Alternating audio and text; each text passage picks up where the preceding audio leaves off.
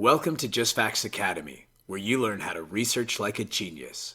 Remember, you don't have to be an Einstein to be a great researcher. You simply need to put in the effort and apply the 7 standards of credibility that we share in this video series. Today's lesson, primary sources.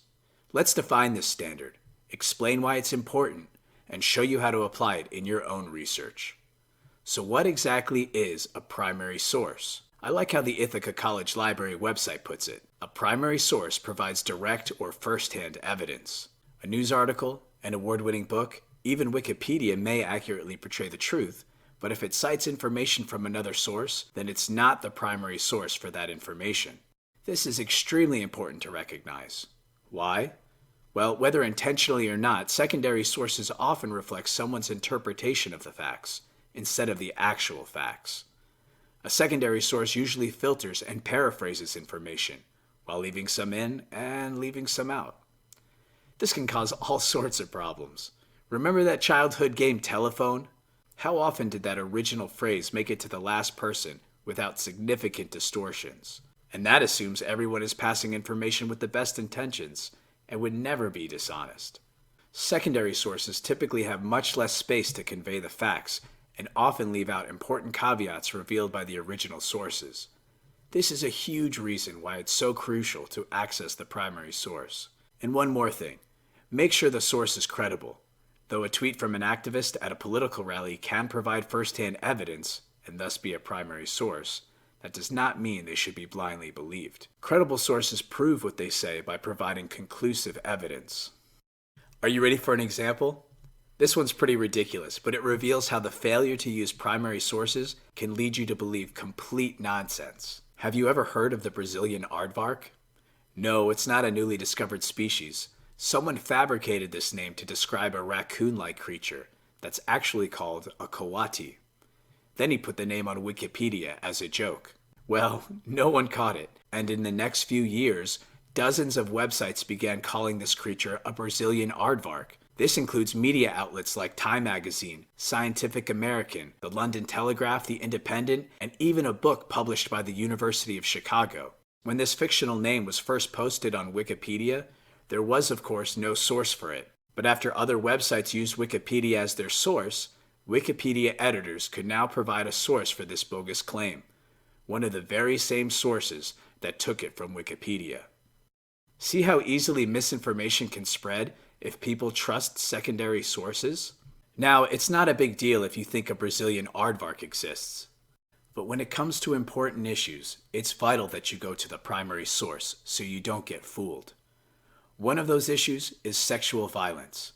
A very common claim concerning this horrible crime is that 1 in 3 women and 1 in 6 men will experience some form of sexual violence in their lifetime. This statistic comes from a study published by the U.S. Centers for Disease Control in 2014, and everyone from major media outlets to U.S. senators have quoted it. However, the definition of sexual violence in the CDC report could easily lead you to the wrong impression.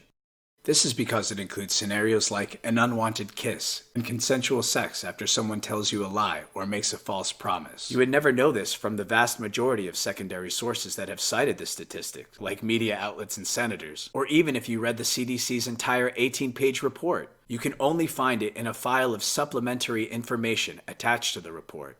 That is the primary source for these facts. As you can see, you can easily be misled if you don't access the primary source. So, how can you apply this standard in your research? First, learn to identify what is a primary source and what is not.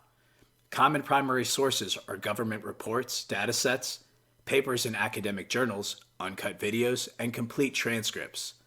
Bear in mind, something can be a primary source for one fact and a secondary source for another.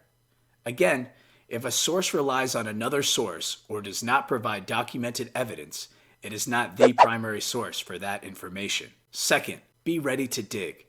The internet has made primary sources far more available than any time in human history, but finding them sometimes requires digging back from one source to another until you finally reach that pot of gold. When you do, you may be surprised how different it is from the secondary sources that you dug through.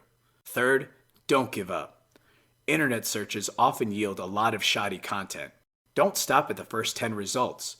Focus your searches to find exactly what you're looking for, instead of what some big corporation deems reliable. You can sometimes cut down on the clutter from search engines by using Google Scholar or an academic database at your local library or school. Fourth, once you get to the primary source, make sure you get the whole story.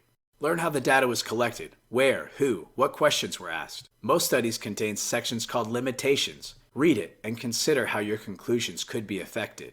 Now that you know about primary sources, don't settle for anything less when dealing with important matters. Instead, dig to that primary source and apply the rest of JustFact's standards of credibility so you can research like a genius.